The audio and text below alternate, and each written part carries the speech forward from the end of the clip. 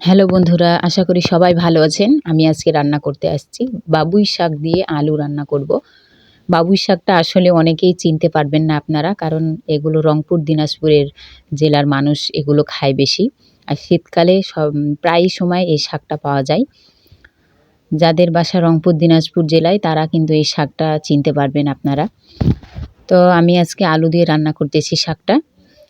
আমি চিকন চিকন করে আলু কেটে নিয়েছিলাম, আর শাকগুলো অনেক সুন্দরভাবে ধুয়ে নিয়েছিলাম। শাকগুলো কিন্তু বেছে নিয়েছিলাম আমি, নষ্ট হয় নাই, খুব একটা নষ্ট হয় না শাক। পরে আমি কষে নিয়েছি মশলার ওপরে, সুন্দর করে কষে নিয়েছি, আর পানি দিয়ে দিয়েছি পরে পরিমাণ মতো। আমি পানি দিয়ে দিয়েছি, সেদ্ধ যখন হয়ে গেছে তখন আমি একটু শুধু আলুগুলো ভেঙে ভেঙে দিয়েছি, যেন তরকারিটা একটু গাঢ় হয় বা একটু ঘন টাইপের হয়। তরকারিটা ঘনই হবে, বেশি পাতলা হবে না তরকারিটা। তো দেখেন আস্তে আস্তে আমি মলে দিচ্ছি ছন্নিটা দিয়ে, তো ঘন হয়ে গেছে, প্রায় রান্না শেষ।